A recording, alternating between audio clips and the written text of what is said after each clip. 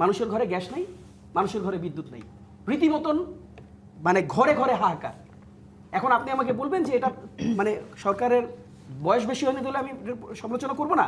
আপনার বাসায় আজকে ভাত রান্না হয় নাই, আজকে যার বাসায় তরকারি রান্না হয় নাই, সেই ভদ্রলোক কি সরকারের কাছে জবাব দিতে চাবে না? আসেন, ফ্যামিলি কার্ড যেই স্বপ্নটা এই বিএনপি গভর্নমেন্ট দেখিয়েছিল, আজকে প্রথম আলো খুলে দেখেন ফ্যামিলি কার্ড নিয়ে কি রিপোর্ট বেরিয়েছে।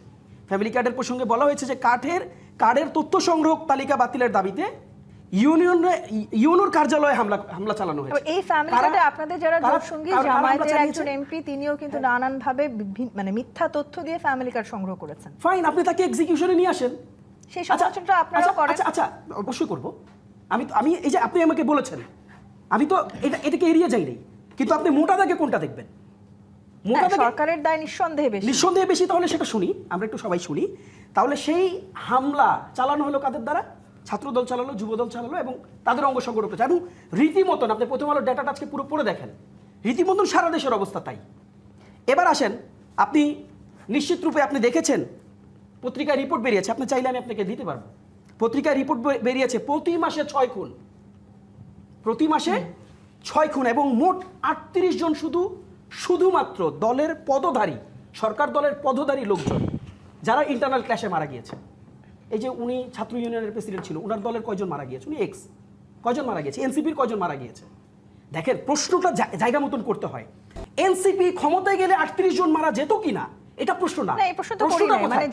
আমি শেষ করি। বিএনপি নেতারা বারবার বলছেন যে 6 মাস বিএনপি নেতার প্রসঙ্গ ভুলে যান। 38 জনের মৃত্যু প্রসঙ্গটা আমি আপনাকে আজকে র্যাঙ্কিং করে দেই। আমি আপনাকে 38 জন মারা গেছে একটা প্রসঙ্গ তুলে দিলাম, আর 38 জন মারা যেতে পারে একটা প্রসঙ্গ তুলে দিলাম। আপনি কোনটাকে নিয়ে আলোচনা করবেন সতে বলেন? কোনটা সব আলোচনা করা উচিত? ডেফিনেটলি 38 জন মারা গেছে সেটা নিয়ে আলোচনা করা উচিত। আমরা যারা মিনিমাম স্ট্যান্ডার্ডটা ধরবো, এখানে সবাই, আপনি সহ সবাই এগ্রি করবেন যে 38 জন মারা গেছে, এটা নিয়ে সমালোচনা উচিত। 180 দিনের কথা বলছি না।